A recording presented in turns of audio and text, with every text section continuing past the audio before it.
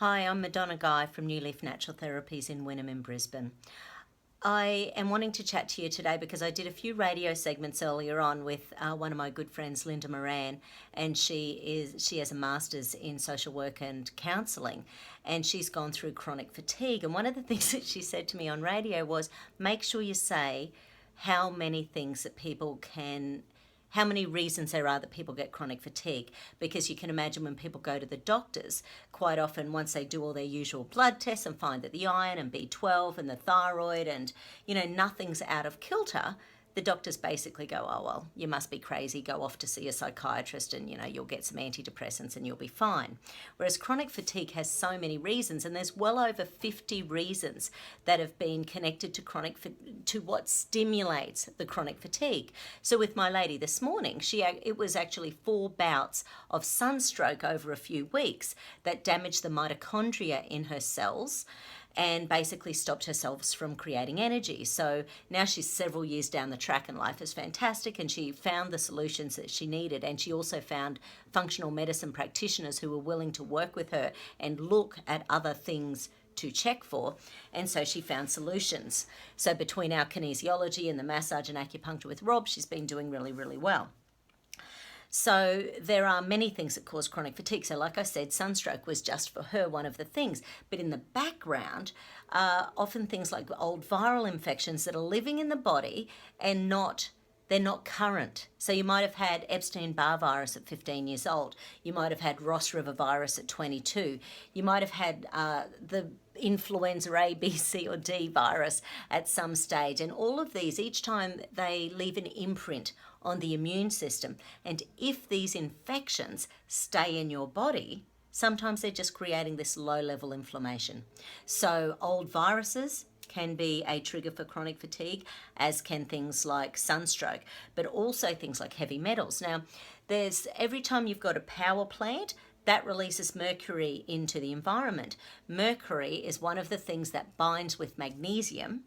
Magnesium is important for energy production.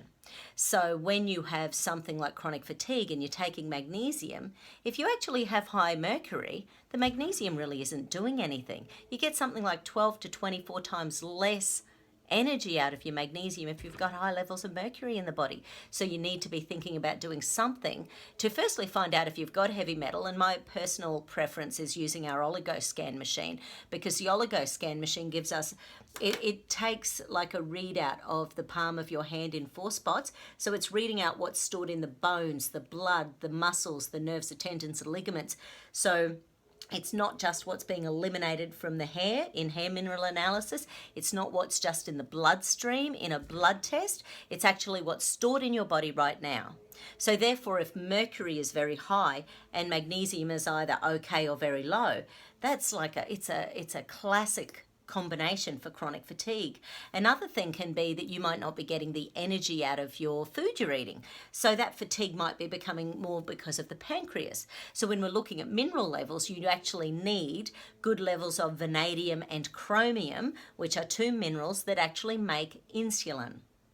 So by the time we're getting pre-diabetes and diabetes, there's no way you've got good levels of chromium and vanadium. But once again, heavy metals can block the receptor sites on the cell walls.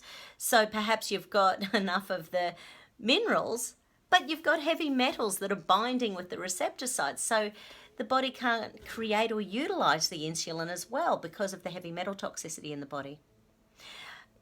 Another thing can be thyroid issues. So if someone, and once again this is misdiagnosed, on average women are misdiagnosed for 5 to 8 years with 6 to 10 doctors before they're diagnosed with Hashimoto's thyroiditis or Graves' disease hyperthyroid.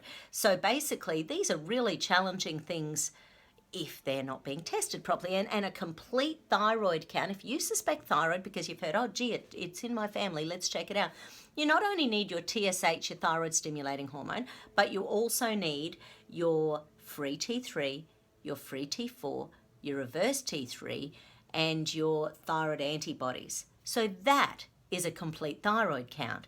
Any less than that, and you need to do more tests. Any less than that, you need to do more tests.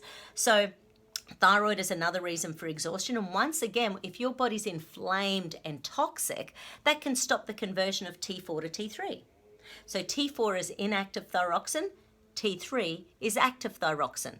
So if you're inflamed and in pain and stress, you're not going to be having this conversion. So just say you do have a high TSH and your doctor goes, gee, we'll put you on thyroxine and you'll be fine.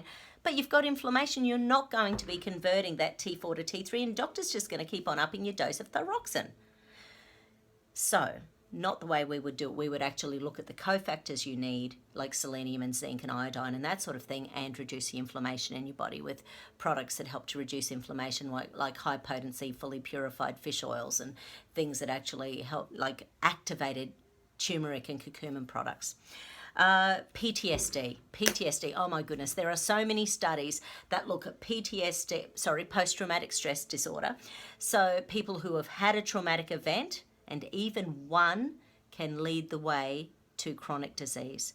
So if people have not got over this traumatic event healthily, it can leave an imprint on your body that basically needs to, it travels a trajectory. You can imagine for a moment a child who is in, say, a car accident, 3 years old, just say, and then they spend 3 months in hospital getting over it. And of course, the parents can't be there all day, every day. They're feeling isolated, they're feeling lonely. Doctors aren't meaning to, but they're doing mean things to them all the time because everything hurts. And they're probably being given drugs, things like antibiotics and painkillers and all sorts of things. So all of this is leaving a residue in the body. So by the time the child leaves hospital, not only they're so frantic if their parents ever leave by their side because they've had this trauma in hospital where they've felt isolated for 3 months, but they're also still in pain. They don't want to complain anymore. Their parents have got carers fatigue by this stage. So the whole thing just ends up rolling on. So the kid ends up learning to either not complain because they don't want that to see that look in their parents' eyes of going, oh my God, here we go again. Or they get to the spot where to get their parents' attention, they end up overly discussing things that are wrong. So, it can sort of happen either way. Old infections, like I mentioned, old infections can live in the body and basically live in the lymphatic system. They can live in, say, the lungs, the gut, the abdominal cavity. They can end up even attaching to things like the uterine lining and being connected to things like endometriosis. So there's a lot of connection there to chronic fatigue. And another one that only has about 20 years of research is called CIRS, chronic inflammatory response syndrome. And basically it's when we've got molds that haven't ever been dealt with. So people who are living with these chronic illnesses, quite often molds can be part of the process that's just stopping their mitochondria from spitting out energy at the other end. So like I say, there's lots and lots of reasons for chronic fatigue, and it's about finding the person. You don't just want to know what's going on now. You want to find out the history and then start dealing with the stress associated with it. And of course, we are all physical, spiritual, mental human beings. So from the spiritual perspective, quite a lot of people are quite sensitive energetically these days. So if there's a big fight in a room, you walk into that room and all of a sudden you go, oh my goodness, there's some weird energy in here. So, and we are energetic human beings. Other people's energy does affect us. So if you're in a workplace where there's bullying going on, that's not going to be helping your energy. If you are going home to a child that is full on ADHD or angry all the time, or if your best friend is going through breakups and you're taking on all of that energy, these are the sort of things that can affect us spiritually. We can take on that stuff into our body and really start having physical symptoms, almost like being bullied on a day-to-day basis.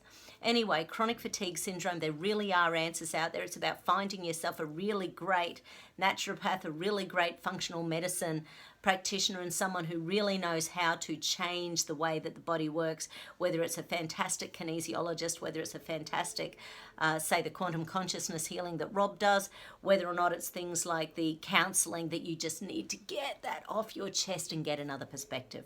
Hope that's helpful. Talk again soon.